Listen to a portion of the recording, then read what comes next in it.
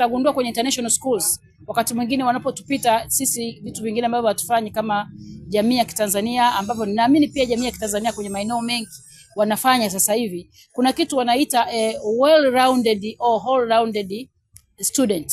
Yaani wanataka mwanafunzi asiwe tu anajua hesabu na Kiingereza na Kiswahili, lakini mwanafunzi acheze michezo, mwanafunzi atoe huduma, wanasema service, mwanafunzi awe kiongozi, afanye shughuli mbalimbali za kiuongozi, mwanafunzi atoe elimu, yani asiishie tu kushika hesabu na Kiswahili na Kiingereza na jiografia, lakini afanye vitu vingine nje ya shule. Hivi ndio vinamtengeneza ajue kuinteract na watu, hivi ndio vinamtengeneza aweze kuwa kiongozi kwenye mahali kokote atakapokuwa.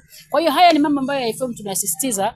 Kwa mfano wanaenda kutoa misaada maeneo mbalimbali kwenye community ambayo watu wanakuwa wana matatizo, wana uhitaji mbalimbali.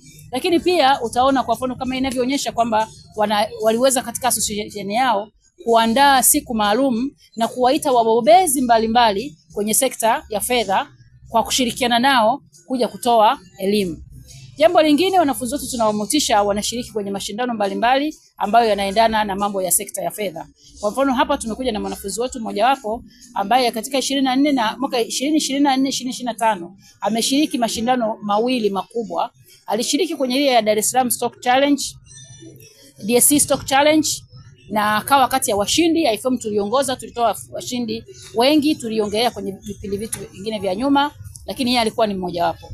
Na kupitia sasa hii association yao na ile Financial Literacy Day walioiandaa pale IFM kwa kuwaita wabobevu mbalimbali kutoka katika sekta ya fedha, tulimconnect na alumni wetu ambao wako kwenye soko au kwenye industry ya soko la hisa, ambako ameendelea kufanya. Alianza kama internship na kwa taarifa tulizonazo ni kwamba anakaribia kupata mkataba wa kazi. Kwa hiyo inakuonyesha kwamba akiwa chuoni amefundishwa darasani yale masomo, ameelewa, amejengewa uwezo na supportive environment ya kusupport hizi associations, vyama vya wanafunzi ambavyo vinawalinki na industry, vinawalinki na alumni wetu.